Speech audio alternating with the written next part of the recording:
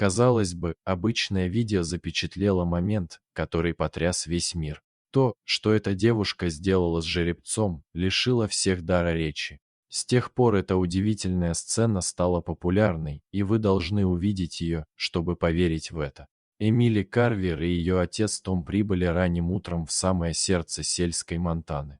В маленьком городке Вестридж царило оживление в связи с ежегодной ярмаркой лошадей. Вестрижская конная ярмарка, которая традиционно отмечала конец лета и привлекала зрителей и участников со всех окрестных округов. Эмили, 16-летняя девушка с каштановыми волосами и спокойной уверенностью, не свойственной ее возрасту, была в центре внимания в этом году, а благодаря своей глубокой привязанности к лошадям стала почти легендарной в местных кругах. Отец и дочь прибыли в сопровождении своей скромной семейной лошадки по кличке Герцогиня, запряженной в старый пикап «Форд». Когда они сидели в импровизированном загоне, взгляд Эмили привлек новый участник ярмарки, великолепный угольно-черный жеребец по кличке Чиф, известный своим неуправляемым нравом. Его владелец, Хэнк Майерс, изо всех сил старался удержать Чифа под контролем, когда они приблизились к арене. В порыве раздражения Хэнк громко заявил всем, кто был в пределах слышимости, что продаст Чифа любому, кто достаточно храбр, чтобы справиться с ним. Его слова, наполовину шутка, наполовину отчаяние, разнеслись по воздуху и достигли ушей Эмили. Не колеблясь ни секунды, она подошла к Хэнку со спокойным, но решительным выражением лица. «Мистер Майерс, я бы хотела попробовать», — сказала она ровным голосом, несмотря на ропот, который начал пробегать по толпе. Скептицизм стороннего наблюдателя был очевиден. В конце концов, шеф отбивался от более опытных наездников, чем Эмили. Хэнк усмехнулся этому предположению, пренебрежительно оглядев Эмили. Хрупкая фигура Эмили. Это не игра, юная леди. Шеф не для школьниц. Неожиданно вмешался отец Эмили, который гордился способностями своей дочери, превозмогая свою обычную осторожность. «Дай ей попробовать, Хэнк. Если она может справиться с герцогиней, то справится и с твоим жеребцом», бросил вызов Том, ободряюще обнимая Эмили. Хэнк неохотно согласился, и когда Эмили приблизилась, толпа затаила дыхание. Вместо того, чтобы немедленно вскочить в седло, Эмили долгое время просто стояла рядом с шефом, протянув руку и позволяя ему понюхать ее запах. Ее необычное спокойствие и терпеливость по отношению к лошади вызвали ропот любопытства. Неожиданный случай произошел, когда Эмили, вопреки всем ожиданиям, ловко запрыгнула шефу на спину без седла. Толпа ахнула, когда Чиф встал на дыбы, молотя воздух своими мощными ногами. Но Эмили не отпускала его, шепча ему на ухо так тихо, что только Чиф мог слышать ее голос. Постепенно его мышцы расслабились, а копыта мягко опустились на землю. Теперь уже верхом на Чифе, Эмили повела его к главной площадке соревнований. Первоначальный скептицизм толпы сменился благоговейным трепетом, когда Чиф откликнулся на тонкие команды Эмили, выполняя сложные маневры по выездке, которые Хэнку никогда не удавались. С ним все были шокированы, когда местный блогер, который вел прямую трансляцию ярмарки, запечатлел каждый момент выступления Эмили. Когда Эмили и шеф танцевали вместе в неожиданной гармонии, видео разошлось по всем социальным сетям, набирая тысячи просмотров с каждой минутой. Когда Эмили спешилась, толпа разразилась аплодисментами не только за ее храбрость, но и за прекрасное взаимодействие, которое она продемонстрировала с такой сложной лошадью. Хэнк подошел к ней, на его лице недоверие смешивалось с вновь обретенным уважением. «Девочка, у тебя подарок», — неохотно признал он, протягивая ей руку. Поворот был раскрыт, когда телефон Эмили зазвонил с уведомлением о прямой трансляции. Видео под названием «Молодая девушка укрощает дикого жеребца» уже стало популярным, со всего мира посыпались комментарии, восхваляющие ее мастерство и храбрость. К тому времени, когда Эмили и ее отец вернулись домой, видео с ее укрощением вождя собрало ошеломляющее количество просмотров. Первоначально комментарии были в основном положительными, в них ее превозносили как вундеркинда в дрессировке лошадей. История неожиданного успеха Эмили, казалось, стала сенсацией. В одночасье, но общественное мнение непостоянно и вскоре изменилось. Рано утром следующего дня критический комментарий от известного специалиста по лошадиной этике вызвал бурю похвал. Хотя талант девушки неоспорим, нельзя не усомниться в методах, использованных в столь кратком сеансе приручения. Это не магия, это либо подстава, либо потенциально опасная тренировка, превращенная в спектакль. Этот комментарий посеял сомнения и вызвал бурную дискуссию в социальных сетях. По мере того, как видео продолжало распространяться, крупные новостные агентства подхватили эту историю не только из-за зрелищности, но и для обсуждения этики вирусных видеороликов о дрессировке животных. Они пригласили экспертов, чтобы обсудить потенциальный стресс и долгосрочные последствия для лошадей, подвергшихся внезапной славе и интенсивным тренировкам. Эмили с замиранием сердца наблюдала, как ее триумф превратился в скандал. Тем временем школьная жизнь Эмили осложнилась. Шепот преследовал ее, когда она шла по коридорам. Некоторые одноклассники боготворили ее новообретенную славу, другие возмущались этим. Группа студентов даже организовала петицию с требованием, чтобы она продемонстрировала свои методы обучения вживую, чтобы развеять все сомнения в их законности. Затем у нее появился неожиданный союзник. Известный тренер по верховой езде из соседнего штата обратился к Эмили, предложив поддержку и руководство. Он выразил уверенность в ее способностях и пригласил ее к себе на ранчо, чтобы обучиться передовым, гуманным методам дрессировки, которые помогут развить ее природные таланты. Возможно, доказать неправоту ее критиков. В разгар этой суматохи Эмили получила анонимное электронное письмо с видеообращением. Это была подборка ее воспоминаний о времени, проведенном с лошадьми за эти годы, прекрасно отредактированная, чтобы показать ее нежный подход и позитивные изменения, происходящие с животными, с которыми она работала. Видео заканчивалось посланием: «Истинный талант проявляется в противоречиях, продолжайте доказывать, что они неправы». Воодушевленная, но настороженная, Эмили поняла, что ее путь вот-вот примет более серьезный оборот. Ей нужно было выбрать, уйти от внимания общественности или принять его и использовать свою платформу для пропаганды этичного воспитания животных. При поддержке своей семьи она объявила о проведении демонстрации в прямом эфире, чтобы прояснить противоречия. Мероприятие планировалось транслировать по всему миру, что еще больше подогрело интерес к ее истории. Когда начались приготовления, местная группа по защите прав животных объявила, что они посетят демонстрацию, чтобы убедиться, что методы Эмили были прозрачными и гуманными. Их присутствие обещало дополнительное давление, но также давало Эмили возможность продемонстрировать свою искреннюю заботу и опыт на более широкой сцене. За несколько дней до мероприятия, во время обычной тренировки, Чиф, жеребец, которого она славно приручила, неожиданно разволновался, чем сбил Эмили с толку. Инцидент, запечатленный камерой ее отца, просочился в интернет перед демонстрацией, что еще больше поставило под сомнение ее способности и вновь вызвало опасения по поводу того, как она справляется с лошадьми. Несмотря на растущий скептицизм, наставник Эмили, известный тренер, который обратился к ней ранее, неожиданно прибыл на их ранчо. Его неожиданное появление принесло не только поддержку, но и богатство знаний. Он тесно сотрудничал с Эмили, совершенствуя ее методы и морально готовя к предстоящим испытаниям. Его руководство изменило ход повествования, представив Эмили как преданного исследователя поведения лошадей, а не просто чудо-юдо с одним хитом. В день демонстрации, когда Эмили вышла на арену, местная новостная станция, изначально настроенная критически по отношению к ней, прислала команду для освещения мероприятия, предоставив платформу, которая могла либо оправдать ее, либо очернить еще больше, в зависимости от результата. Начав, Эмили шаг за шагом продемонстрировала свой подход, объясняя свои действия и ответы шефа. Ее подробные объяснения и спокойное поведение постепенно распространились по толпе.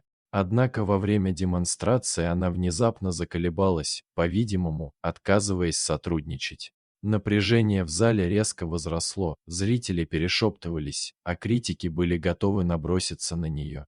Быстро восстановив самообладание, Эмили скорректировала свою технику, используя другой набор приемов, которые она не планировала демонстрировать. Спонтанная адаптация не только сработала, но и произвела впечатление на аудиторию, продемонстрировав ее гибкость и глубокое понимание психологии лошадей. По окончании демонстрации лидер группы по защите прав животных встала, взяла микрофон и публично извинилась перед Эмили. Она поблагодарила молодого тренера за уважение и заботу о лошадях, признав, что ее тщательная и продуманная презентация опровергла их первоначальные сомнения. После успешной демонстрации ее репутация пошла на поправку, и Эмили вновь обрела целеустремленность. Однако она понимала, что для того, чтобы по-настоящему заявить о себе, ей нужно было не просто восстановить свое имя. Она решила организовать серию семинаров по этической дрессировке лошадей, пригласив как скептиков, так и сторонников узнать о ее методах из первых рук. Неожиданный поворот произошел, когда уважаемый ученый-лошадник, доктор Лайла Дженсен, выразила заинтересованность в участии в семинарах. Доктор Дженсен ранее критически относилась к вирусным методам обучения, и ее поддержка могла бы придать значительный вес методам Эмили. Методы.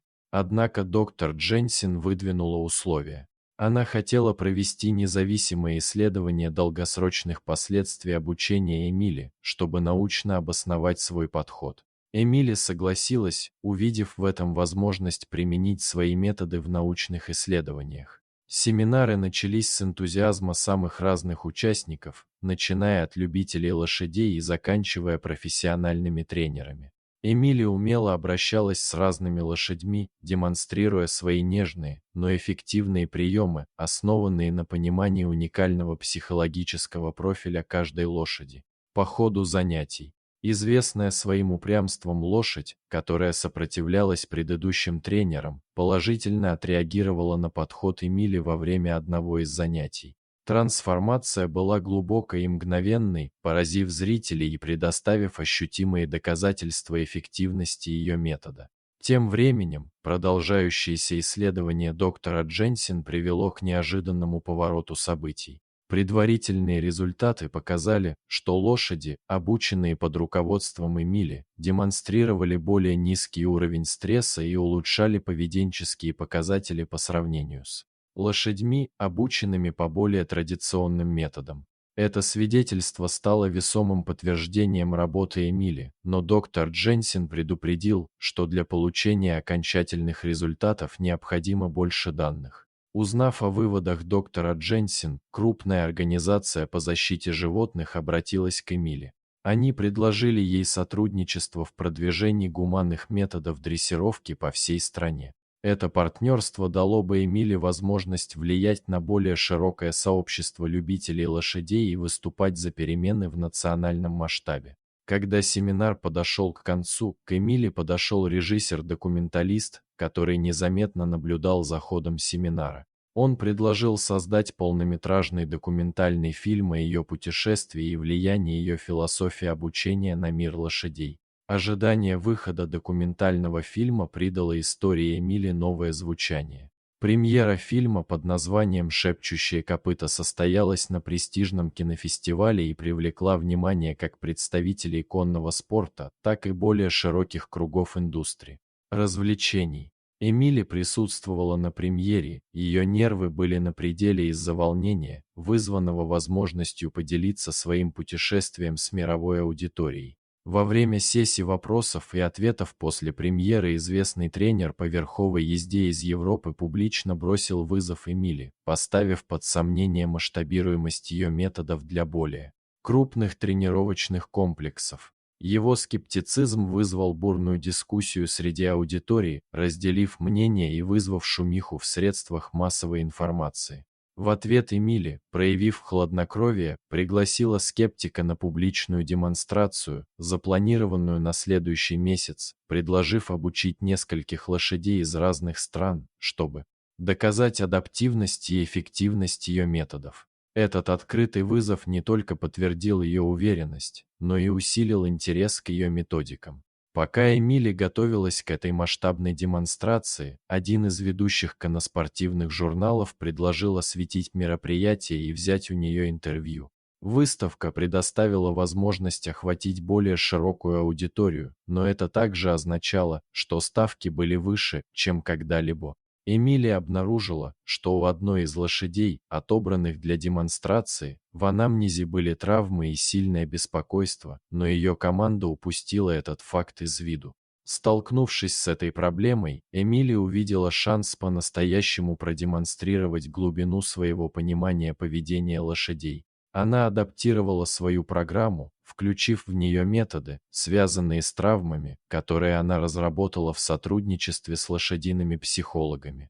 Когда наступил день демонстрации, Эмилия работала с беспокойной лошадью, и ее усилия были встречены молчанием зачарованной толпы. Трансформация лошади, когда-то нервозной и недоверчивой, в спокойное и отзывчивое животное была впечатляющей. Успешное вмешательство продемонстрировало потенциал ее методов для решения более глубоких поведенческих проблем, выходящих далеко за рамки базовой дрессировки на послушание. Сразу после демонстрации представитель Международной организации по защите животных обратился к Эмили с предложением профинансировать исследовательский институт, занимающийся изучением и преподаванием ее методов дрессировки.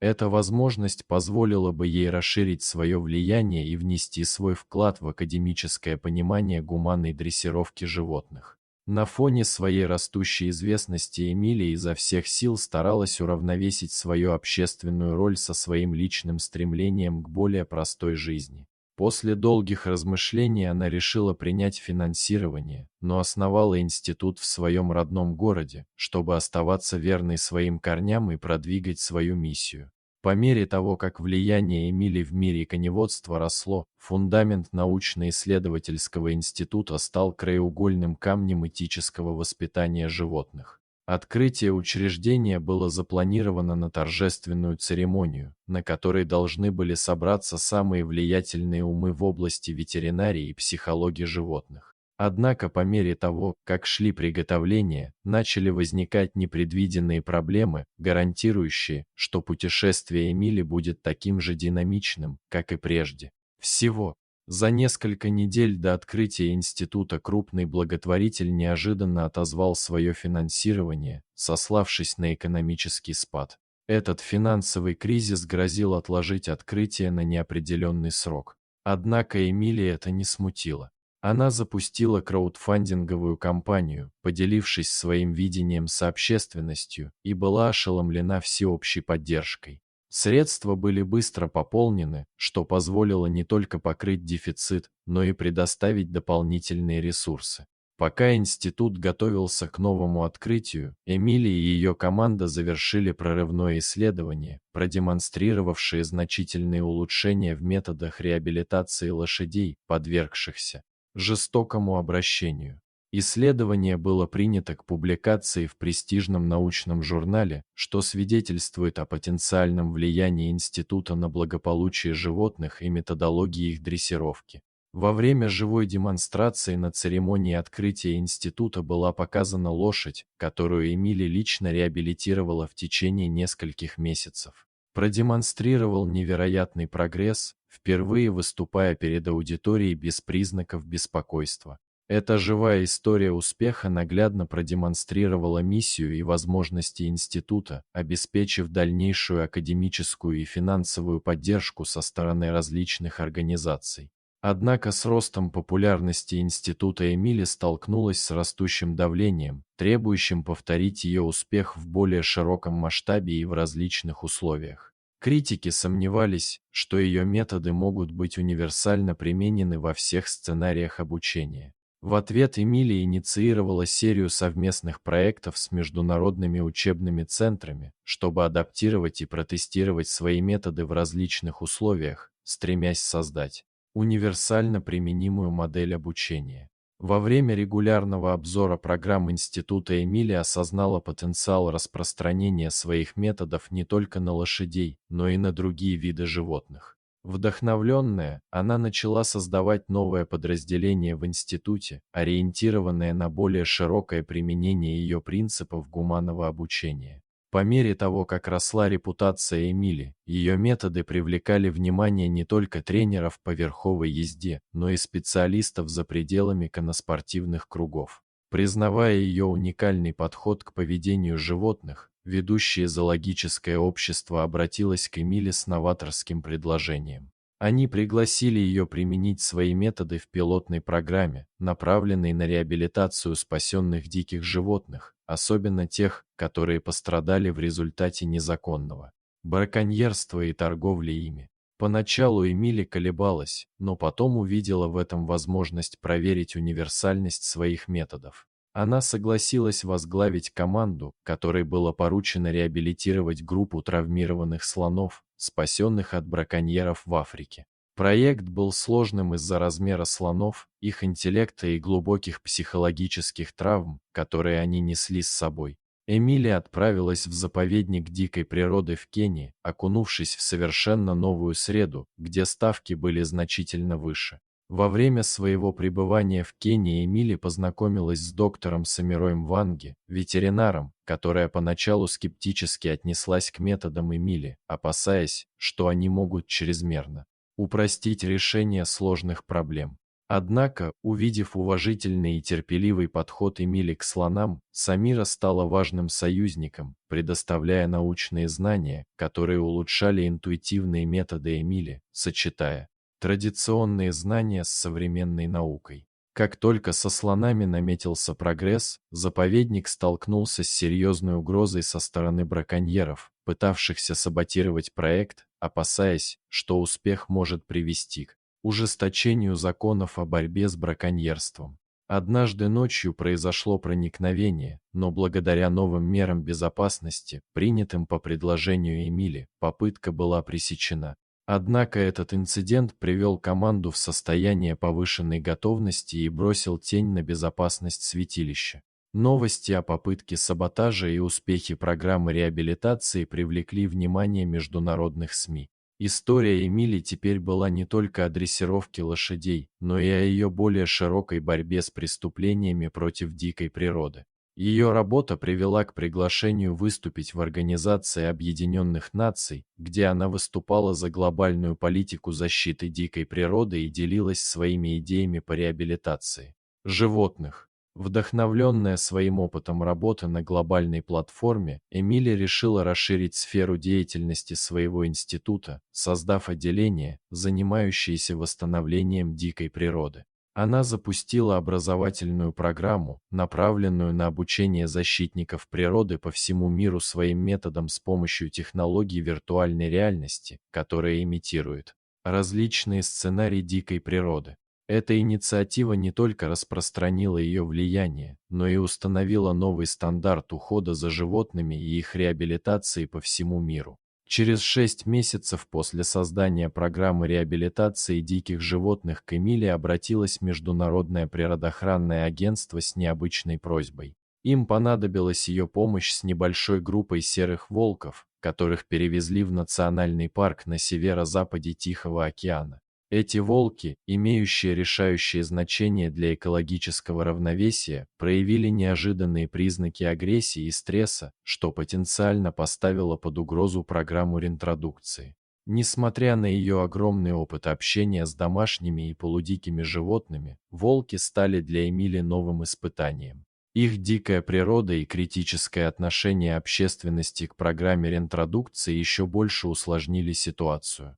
Город. Движимая своей приверженностью делу защиты животных и восстановления экосистем, она согласилась взяться за эту задачу. По прибытии Эмили столкнулась с противодействием не со стороны защитников природы, а со стороны местных владельцев ранчо, обеспокоенных угрозой, которую эти волки могут представлять для домашнего скота. Ее присутствие и намерения были неправильно поняты, что привело к конфронтации, которая грозила сорвать проект еще до его начала. Эмили приходилось справляться с этими человеческими конфликтами, оставаясь при этом сосредоточенной на своих целях в отношении поведения животных. Чтобы лучше понять поведение волка, не прибегая к навязчивым мерам, Эмили сотрудничала с технологическим стартапом, специализирующимся на мониторинге дикой природы с помощью неинвазивных дронов и анализа с помощью искусственного интеллекта.